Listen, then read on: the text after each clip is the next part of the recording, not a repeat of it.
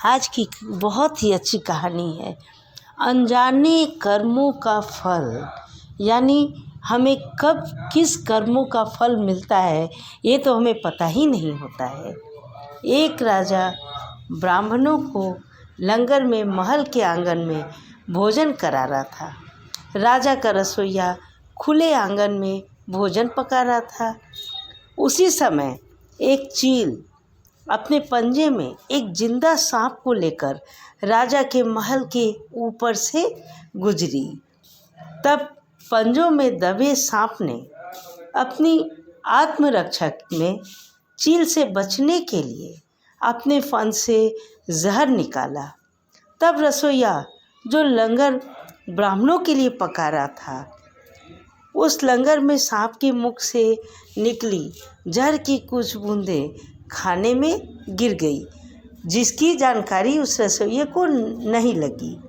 किसी को कुछ भी पता नहीं चला।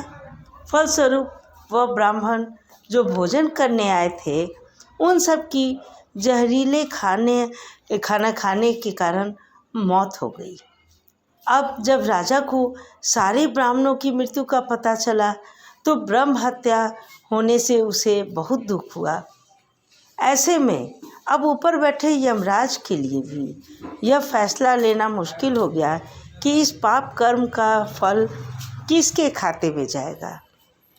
राजा, जिसको पता ही नहीं था कि खाना जहरीला हो गया है, वो तो बिल्कुल अनजान था, या उस रसोइया के खाते में जाएगा जिसको भी नहीं पता था कि खाना बनाते समय वह जहरीला हो गया है, या वह चील जो केवल जहरीले सांप को लेकर राजा के ऊपर से गुजर रही थी, या फिर वह सांप जिसने अपनी आत्मरक्षा में जहर निकाला। बहुत दिनों तक यह मामला यमराज की फाइल में पेंडिंग रहा, अटका पड़ा रहा। समझ में ही नहीं आ रहा था कि यह पाप किसके खाते में रखा जाए। फिर कुछ समय के बाद कुछ ब्राह्मण राजा से मिलने उस राज्य में आए और उन्होंने किसी महिला से महल का रास्ता पूछा।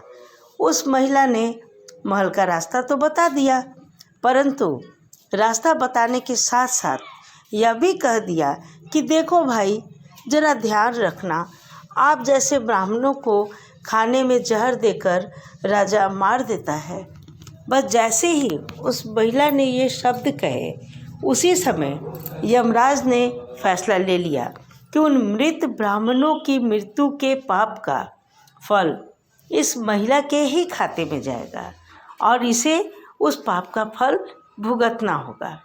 यमराज के दूतों ने पूछा, प्रभु ऐसा क्यों, जबकि उन मृत ब्राह्मणों की हत्या में उस महिला की तो कोई भूमिका भी नहीं थी। तब यमराज ने कहा कि देखो भाई, जब कोई व्यक्ति पाप करता है तब उसे बड़ा आनंद मिलता है, पर उन मृत ब्राह्मणों की हत्या से ना तो राजा को आनंद मिला, वह तो दुखी था, ना ही उस रसोइया को आनंद मिला, वह भी दुखी था, और ना ही उस चील को आनंद आया। पर उस पाप कर्म की घटना का बुराई करने के भाव से बखान कर उस महिला को जरूर आनंद मिला। इसलिए राजा के उस अनजाने पाप कर्म का फल अब इस महिला के खाते में जाएगा।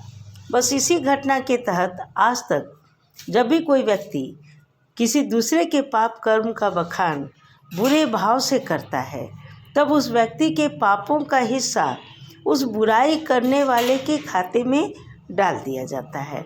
अक्सर हम जीवन में सोचते हैं कि हमने तो जीवन में ऐसा कोई पाप नहीं किया, फिर भी हमारे जीवन में इतना कष्ट क्यों आया। ये कष्ट और कहीं से नहीं, बल्कि लोगों की बुराई करने के कारण उनके पाप कर्मों से आया होता है, जो बुराई करते ही हमारे खाते में ट्रांसफ़र हो जाता है। अतः हमें यह समझना चाहिए कि दूसरे की बुराई हम बिल्कुल ना करें। बुराई ढूंढना है तो अपने आप में देखिए, दूसरों में नहीं। अगर आप चैनल पे नए हैं तो सब्सक्राइब करना नहीं भूलेंगे। कहानी आपको पसंद आई होगी, और जिस तरह की कहानी आपको सुनना पसंद है आप ज़रूर बताएंगे।